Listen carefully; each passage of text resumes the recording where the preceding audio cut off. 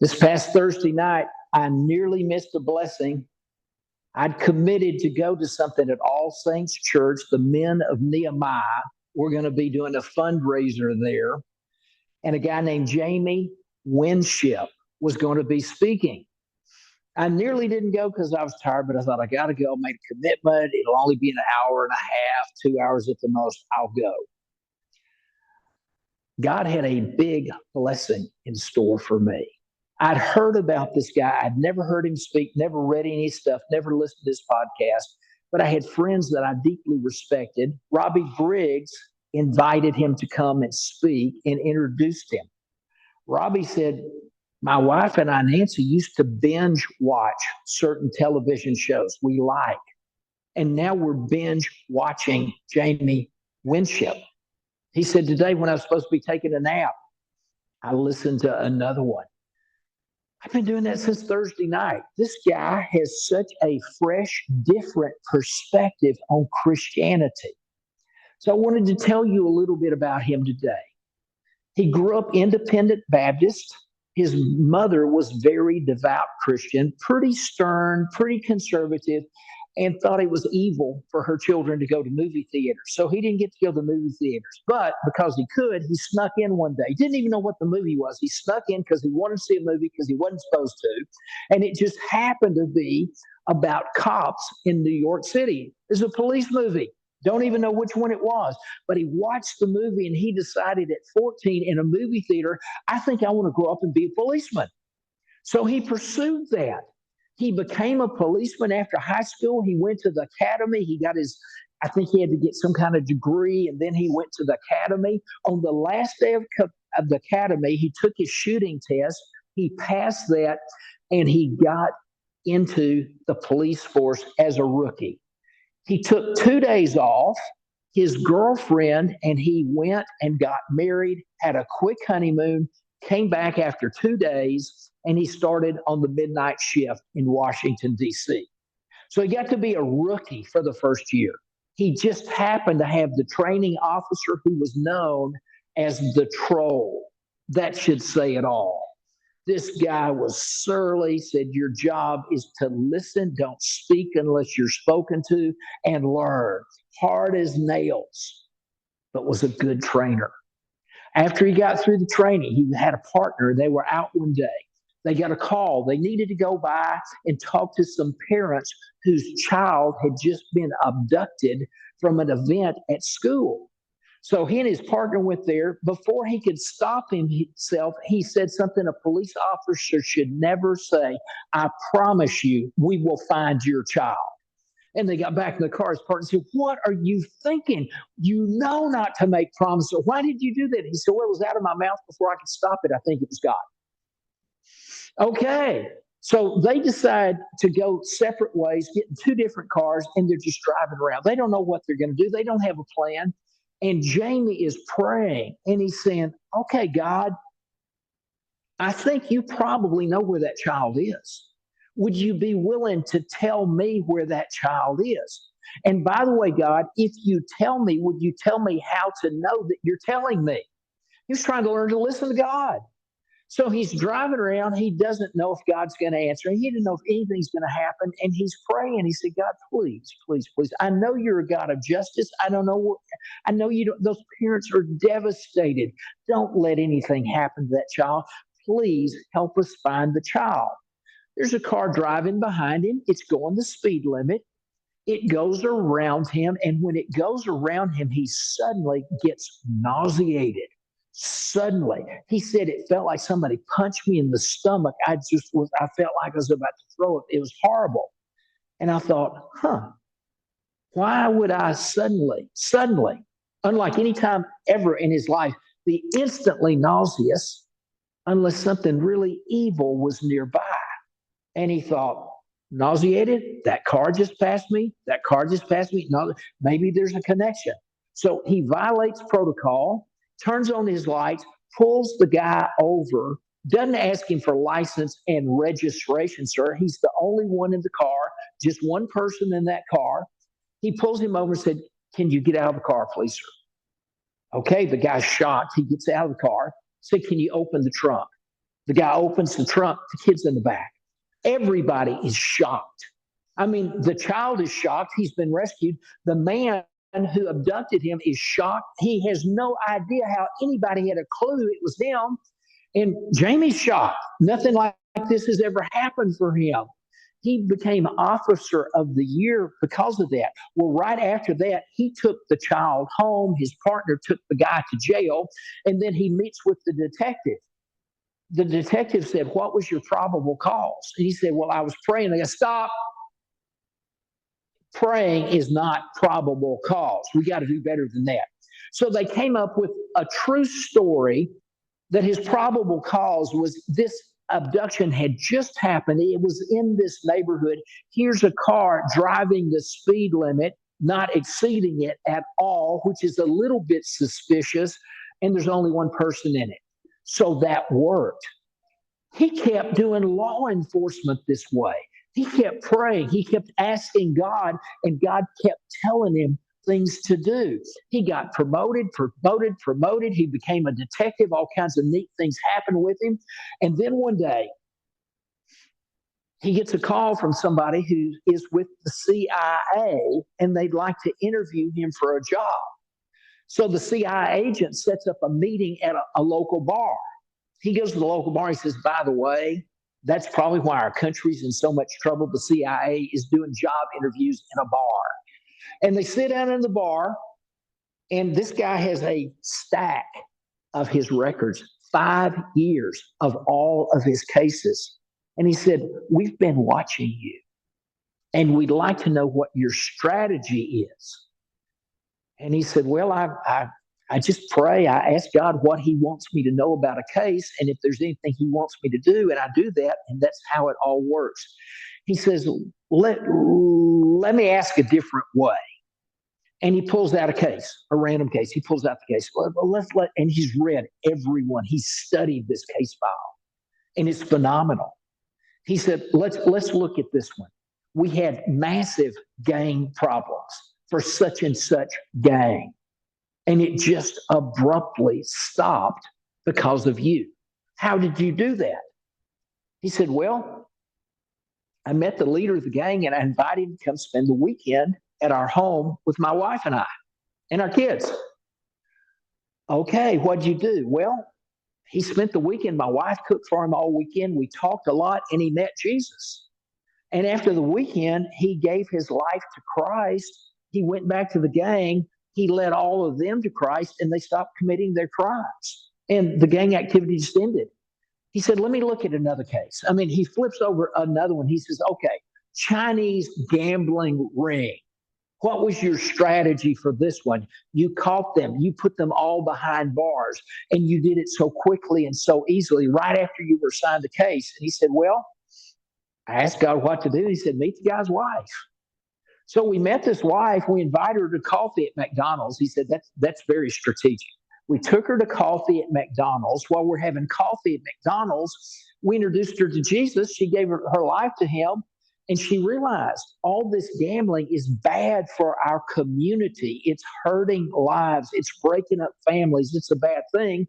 So she brought us all of the ledgers and all the records that her husband had on the Chinese gambling ring. So we had a list and contact information, addresses and phone numbers, where they lived, how to get them, and all the proof right there. So that's how we did that.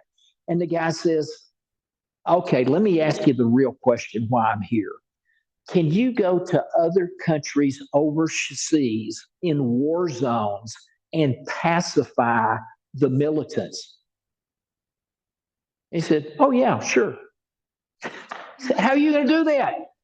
He said, "Well, I used to be a militant, and I was conflicted. And everywhere I went, I caused conflict because I was conflicted. But when Jesus took my conflict and gave me peace, now that I have received peace, I can give peace, and I can make things different because I'll just meet the leadership. We'll go to the top, the leader of the gambling ring, the leader of the gang, people that are already respected in that subculture, win them to Christ, and they'll start leading everybody else to follow Jesus, and it'll get better." The guy hired him on the spot. He said, okay, here's the plan. We're going to send you to school, get a master's in English. We're going to send you to Indonesia, which is all Muslim, which is a war zone, and we're going to let you do some work there. So he went in as a teacher, and he had a stunning career. They moved him, the CIA moved him all over the world. He ended up doing deals between countries that would be hundreds of millions of dollars and millions of lives on the line, very high pressure. And he became an alcoholic. It was such pressure. He worked such long hours. It was so straining. He listened to God, but he just drank a little more and a little more to wind down so he could sleep at night. He had quite a life. Well, God kept talking to him and said, hey, we can put an end to this alcoholism just like that if you'll say yes. And he said, I'm not ready to give it up. And then one day, God spoke to him and said, you're afraid of heights, aren't you? And he said, yeah, I'm really afraid of heights. He said, you're not afraid of heights. You're afraid of falling from heights. And he said, well, yeah, that's right. I'm about to make you fall to get you out of the mess that you're in, but I will not do it without your permission. He said, well, no, I'm not going to give you my permission. Now, this is the kind of guy God deals with, somebody that says, no, I don't want to stop drinking. Somebody that says, no, I don't want you to cause me to fall. Let me talk to my wife first. So he talks to his wife, says, God told me he's going to make me fall, but only if I let him. And if I fall, will you stay with me? And she said, Jamie, I've been praying for years that he would fall. So yes, I will stay with you. How soon can we do it? And he told God, okay, you can make me fall. This massive deal between countries that he was working for came undone. He got blackballed from the intelligence community. The country he was in threw him out and said, if you ever come back, we will execute you. You cannot enter this country again. Everything went bad. He comes back, the CIA puts him in a halfway house, a recovery center, and they live there for a year while he dries up. Now, when I heard this guy talking to the men of Nehemiah Thursday night, he was talking to the crowd. It was a fundraiser for these guys. They had sung, they had rapped their testimonies. Have you ever heard a testimony rapped? I mean, it was a wild show. And you've got all these people that are there to give money to help with the fundraiser, and they've seated men of Nehemiah to the side. He focuses on them. He starts talking to them. They're not the big givers. They're the people who are trying to get off drugs and alcohol themselves. And he's talking to them, and he holds up his cell phone. I didn't know what he's talking about. He lifts his cell phone. He said, 11 years, 43 days, 12 hours, and 36 minutes. And I thought, what's he talking about? Everybody from the men of Nehemiah knew he was talking about that's how long he's been sober. So I want to talk to you today about your identity. For the next 3 weeks, we're going to study the value and the importance, the significance of identity. Your personal identity this week. Next week, the identity that you assign to other people, whether they're friends or family or enemy or hated people, different religions, everything, how God sees their identity versus how we see their identity. And then 3 weeks from now, we're going to talk about how you view the identity of God. Identity is very, very important. Identity can only be received. God gave you an identity before he created you. Do you realize you've always been in the mind of God? If God knows everything before he created the universe, you were in the mind of God. I think most of us agree with that. He's always known you. He's always known your best self. He knew where you get off the path, but he still has the identity that he created for you. We're going to look at scriptures about who God says you are. From your identity will come your world view. Jamie Winship said there are only two worldviews. He's traveled all over the country. He's been an educator. He's taught in colleges in Indonesia. He's lectured at Harvard. And he says there are really only two worldviews. There's a scarcity worldview, and there is a connection worldview. If you have a scarcity worldview, you're going to always be into self-protection and self-promotion because there's not enough. You're going to have to fight with everybody else for what you get. Connection, God's going to give you everything you need. You don't have to fight. You don't have to stoop to self-protection and self-promotion because God will promote you. If you have a scarcity worldview, if you've drifted away from your identity with God, you're going to have a lot of fear and a lot of shame and a lot of guilt and a lot of feelings of unworthiness and probably a lot of anxiety and a lot of depression. When you get back to the identity that God designed for you, life is going to flow. It's going to have meaning. It's going to have significance. It's going to be satisfying. It makes a huge difference, and it's probably much easier in some ways and much harder in other ways. But when it gets too hard, that's where you know God is going to step in and give you an abundance, all the time and energy and resources that you need to do it. So let's look in the Word of God about who He says you are. We'll start in Psalm 139. Psalm 139, verse 13. Now, this is written by David. Now, you remember David in the Bible was a man after God's own heart.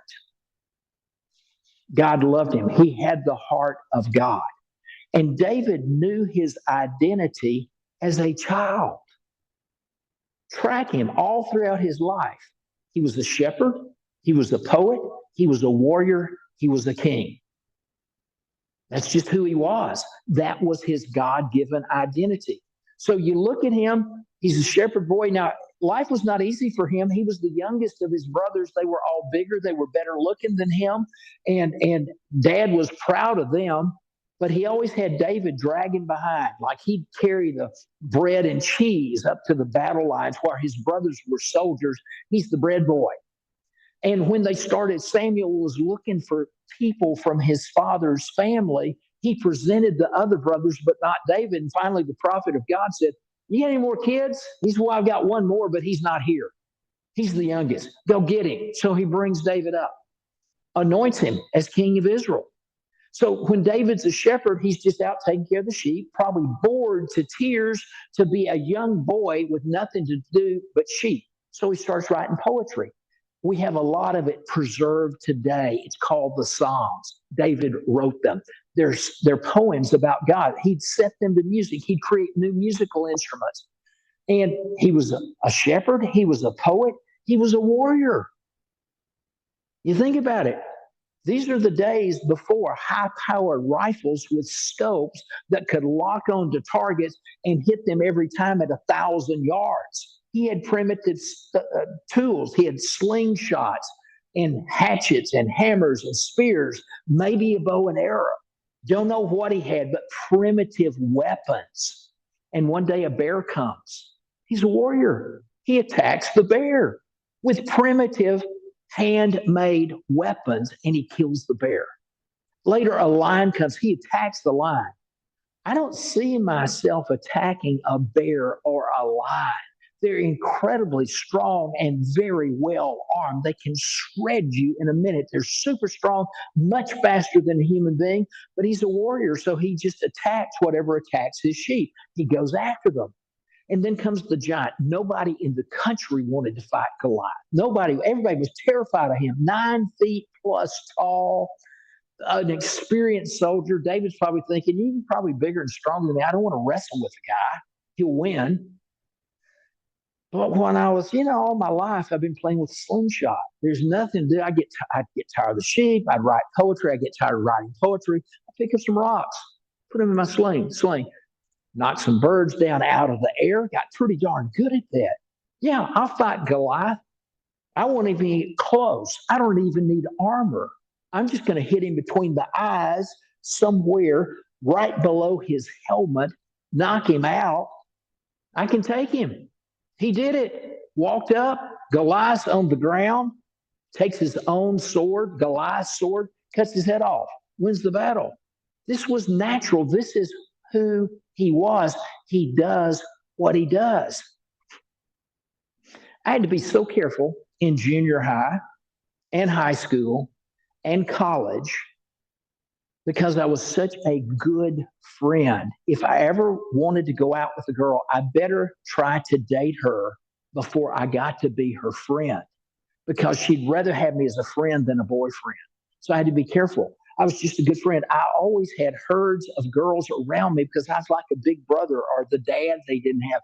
And I've been counseling all my life. My mother was that way. It's just genetically passed down. It's just who I am. Girlfriends have laughed at me. I'm trying to put gas in the car. Somebody is telling me about their son is on drugs and he just got arrested and need to pray for them. This happens with strangers all the time. Just being who I am at the filling station, at the grocery store, at events, it just happens. So when you find your identity, things are so natural for you. So David writes this. We don't know how old he was when he wrote this, but he probably knew this all of his life. Verse 13, Psalm 139, you formed my inward parts. You knitted me together in my mother's womb.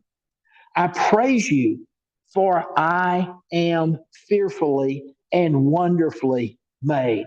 Wonderful are your works. My soul knows it very well. My frame was not hidden from you when I was being made in secret, intricately woven in the depths of the earth.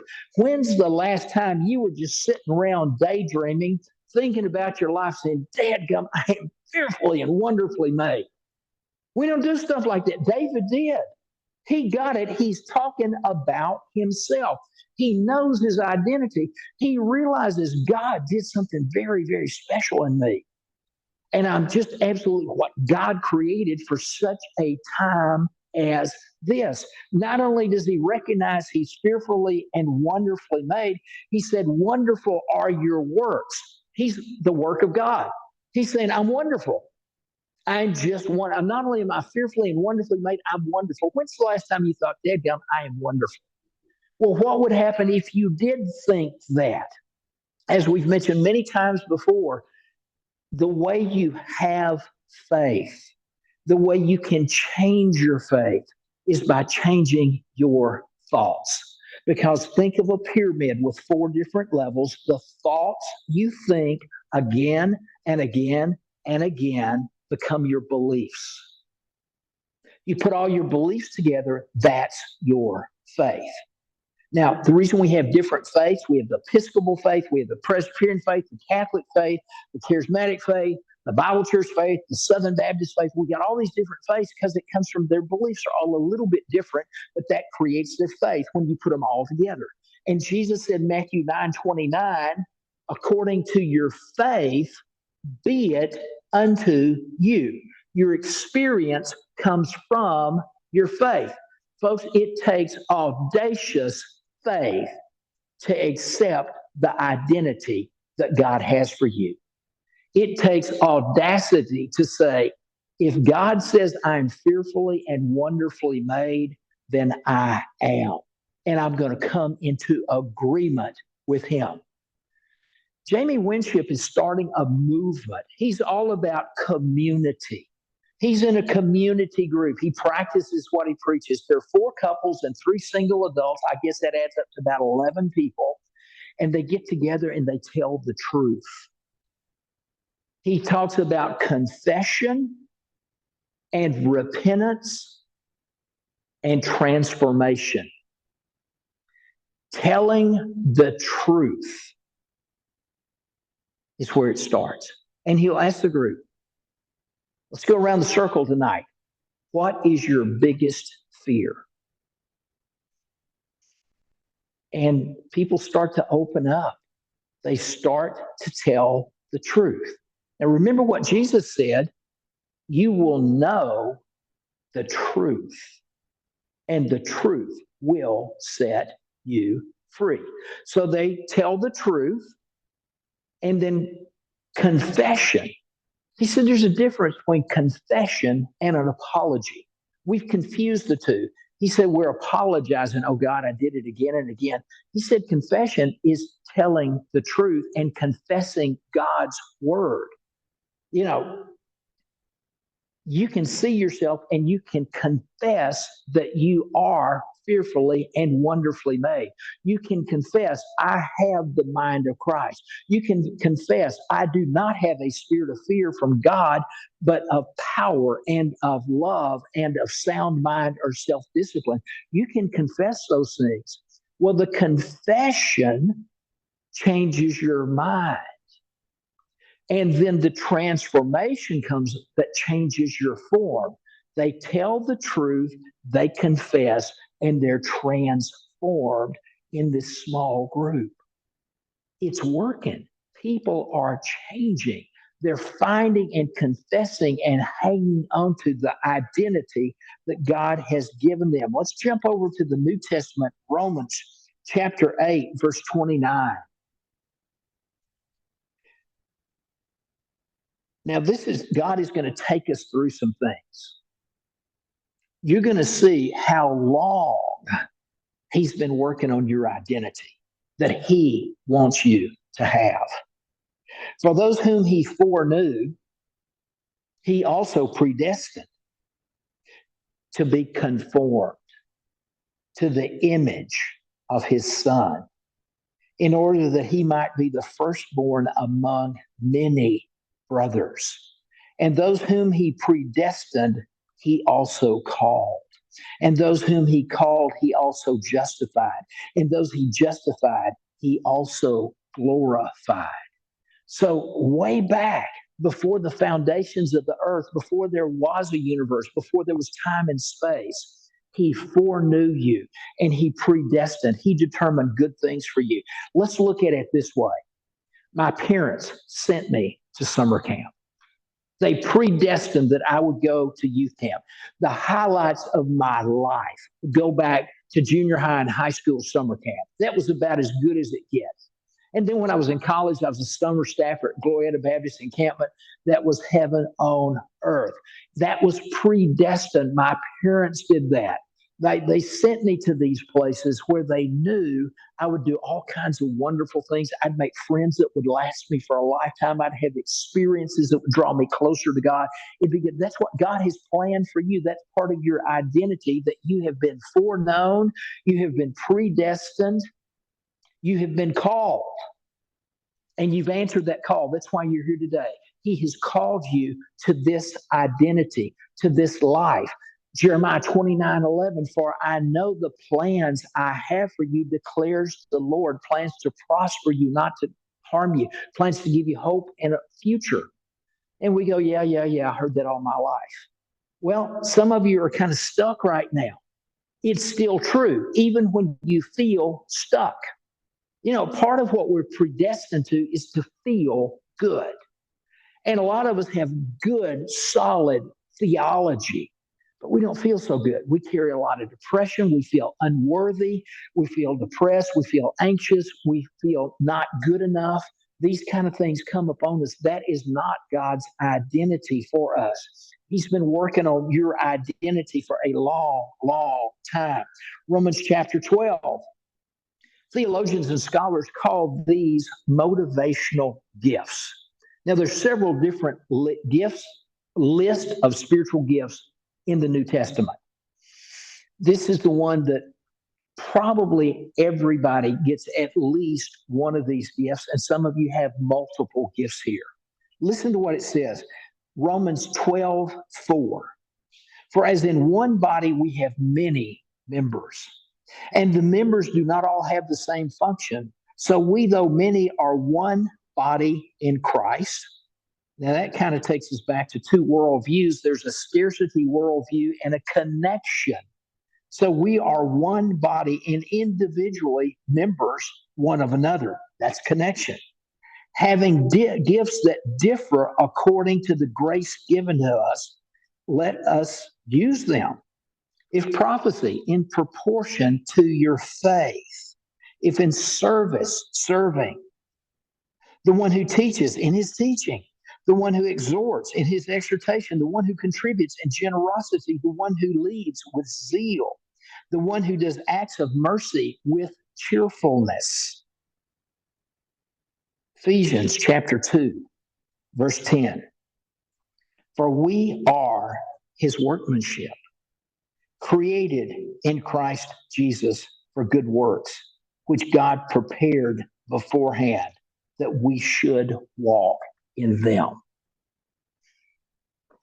That's kind of a picture of God's identity for you. He wants you to be your best self. From your being will come your doing, will come your having. We live in an idolatry-based culture in society that always gets it backwards. We have to have this. If I can have these degrees, if I can have this much money, if I can be friends with these people, live in this neighborhood, drive this car, then I'll do what God wants me to do. And then I'll be happy. God starts on the being end. As you are being your identity. Your identity is what you are being, not what you're doing. Most people, you say, who are you? People tell you, I'm a Texan. I tell you where I'm from. I'm from Dallas. That's not my being. That's where I live. I can tell you what I do. I'm a psychologist. I'm a minister. That's not my identity. Those are things you do. Those are credentials you have. Those are clubs you belong to. But your being is your identity. He wants your being filled with the fruit of the Spirit. Look at the will of God, that you be joyful always, be prayerful always, pray without ceasing, that you be grateful, that you give thanks in all things. You look at God's kingdom, it's righteousness, it's being right with God, and peace and joy. Those are kind of feelings. Those are about your being. So God has a being identity for you. And when you're living out of your being, you automatically do the best things for you to do. And your doing will lead for you to having the things that will be most significant for you in your life. Maybe money, it may not be. Some of the richest people are some of the most unhappy people I know. Money's not the solution for everything. You could have it all. God has created some people to be the role models that everybody looks at and thinks, gosh, I'd like to be like that person. Well, that's their identity that they have stepped into. So it's up to God, but He knows you better than you know yourself. And He paid a high price for you to live an abundant life, having all that you need, and then some left over to share with others. So you see these good things. I want to go back to Jamie Winship. He was in Washington, D.C., lecturing for the government, working for the CIA. And the topic he just lectured on was the role of the gospel of Jesus Christ in foreign policy and foreign relationships. Now, that'll turn some heads in Washington, D.C. You know what a spiritual hub of the world it is. And he was lecturing on that. When it was over, people had asked him some questions. He hung around, he dialogued, he loves people, he was talking, he answered the questions. And there was one guy that had kind of stood back, about 15 years younger than Jamie. He walked up to him, great shape, good looking guy, and says, how do we know you're the real deal? He said, well, what do you mean? Well, you've told some great stories. They're very inspiring. They're kind of exciting. But can you really do this? What's the veracity of the work you do? And how will we know that you're the real deal? Because I'm in a position of pretty significant authority. And I'm interested in what you're saying, but I got to know you're the real deal. Well, Jamie says, God, what would you like for me to say to him? And God told him. He said, well, sir, and we're just gonna call him Bourne, the Bourne identity, Jason Bourne. Think about that. So he's that kind of guy. And he said, I think for you to see what I do, you need to go with me somewhere where I will be really scared, where my life will be in danger. And I can kind of show you how it works. And he said, okay, let's do it. Well, they put together a trip for the three of them. Jamie had to go to somewhere in the Sahara Desert to work with the Muslims. They go. Jason Bourne goes along with them. Now, this guy is former Marine, former special ops, weapons expert, small weapons expert, martial arts expert, PhD in philosophy, knows many strange and obscure languages from all over the world, is stunningly intelligent, very wealthy. Just because of his side gigs, he just knows how to make lots of money. He's got it all. And he goes and they take a Navy commander with them. So the three of them go. It's a tough trip. They fly commercial to Algiers. Then they take a military plane from Algiers to the Sahara. Then some Muslims pick them up and take them in the cover of night to this huge, he said it's like a Bedouin tent condo. It's a huge tent with many different rooms and hallways in this huge tent.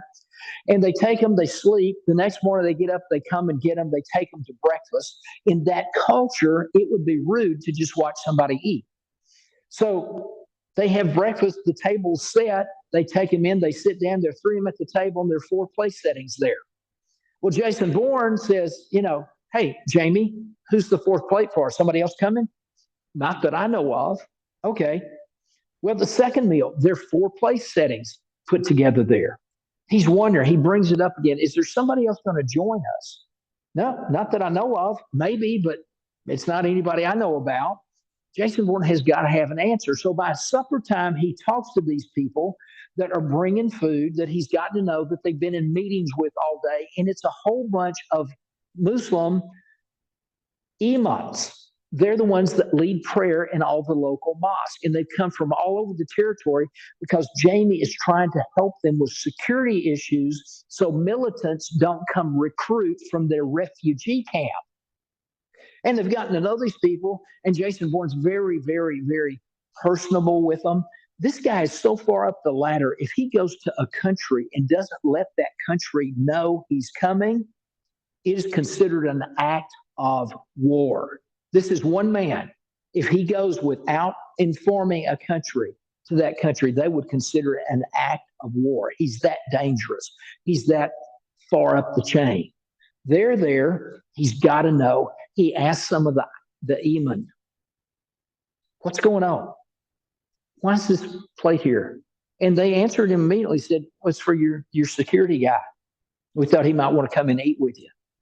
And he says, which security guy you're talking? He has no idea what he's talking about. He didn't know they had a security guy. And so that big guy that stands outside your tent every night, and he's vigilant. We've watched him. We've had eyes on him.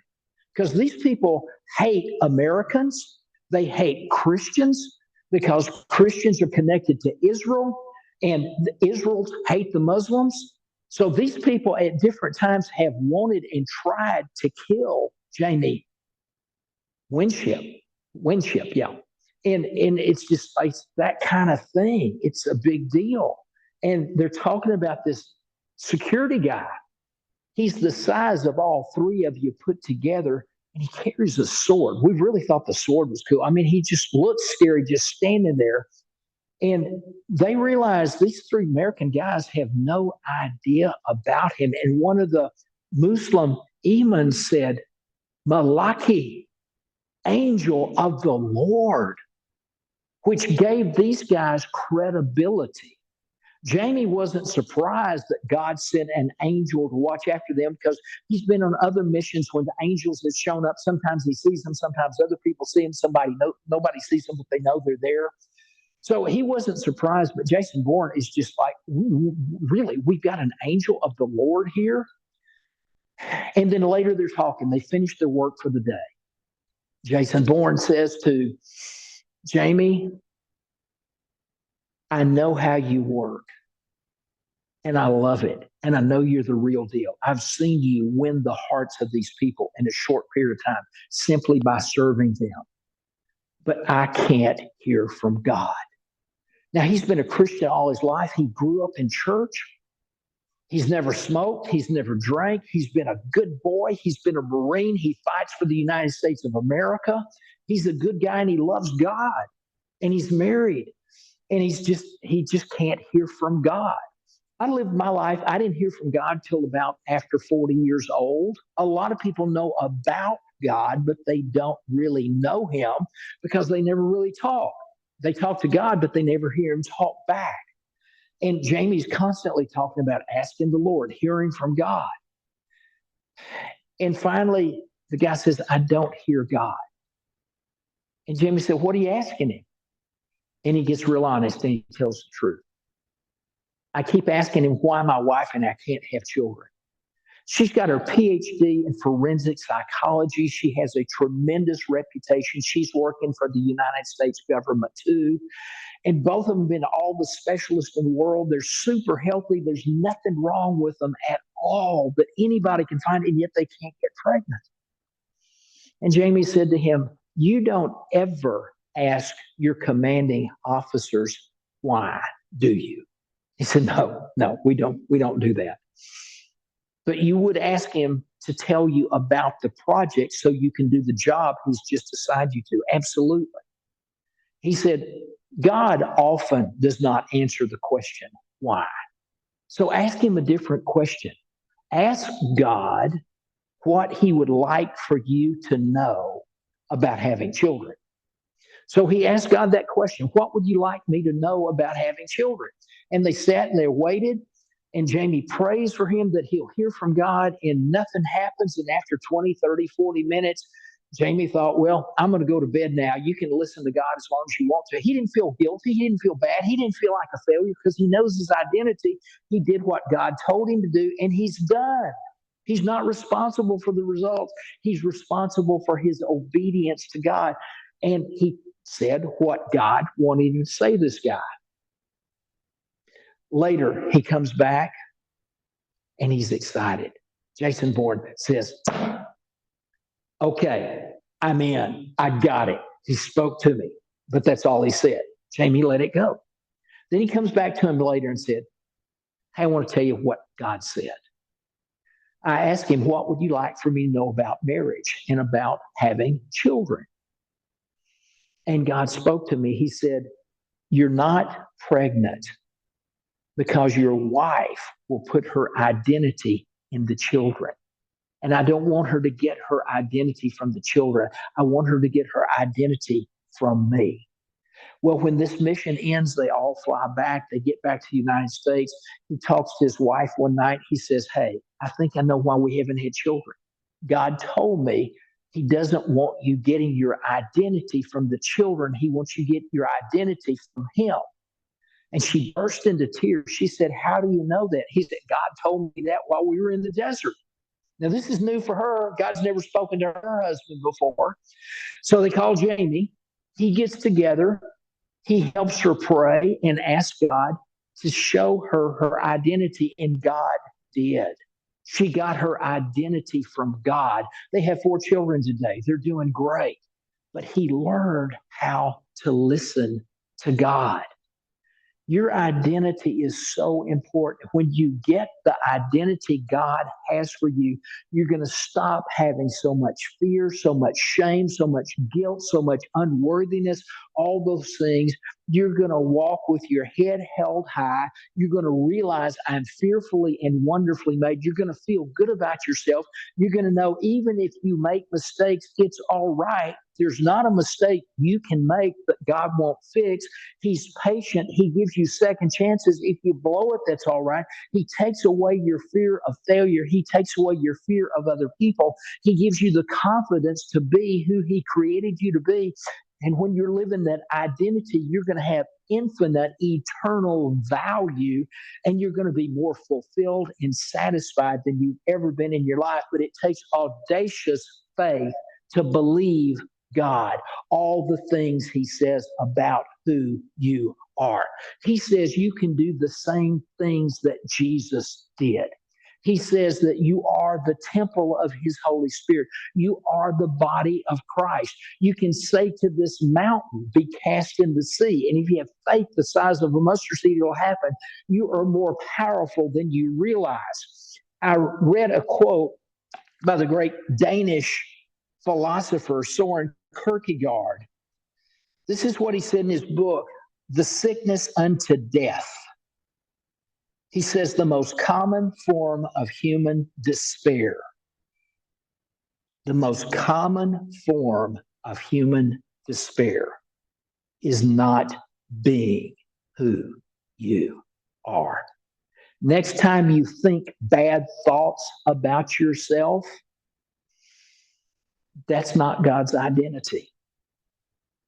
God's identity is you're like Jesus.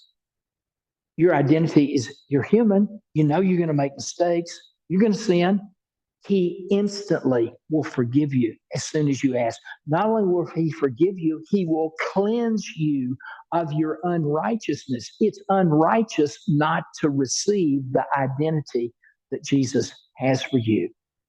I got a friend in California. His name is Tom Pauly. Never met the guy, but we've had some really good email exchanges. Thomas Pauly was on his 39th career. Now, figure it out. He's having a tough time. He's had 2 bankruptcies in the last 10 years, and he was facing a third. And he just had a meltdown. He always blamed himself for his failure. He said, I don't know what happened to me. Maybe I just got tired of blaming myself, but I just went off on God. I told Him how unfair and how unjust He was and how I would work so hard and try so hard to be a good person. And I just can't make a living for my family. And he's living in a rundown rental house that had ants in it. They couldn't get rid of the ants. He would cough. He would spray poison. He'd watch the ants taking their dead back under the crevices on the bottom of the walls. Every morning when they went in the bathroom, the shower was filled up with dead ants and the other ants carrying them out down the drain and doing things with them. He studied the ants. He knew all about them. He couldn't get rid of them. So he's living in this dumpy house. He gets up. He's had a rough night. He feels horrible about himself. He's facing this third bankruptcy. Just can't make ends meet financially after 39 different careers. The only career he ever had that he's kind of enjoyed was he was a screenwriter. And he was a screenwriter. He wrote 4 screenplays. One of them sold, but it was never converted to a movie or TV show. So that career did not last for him.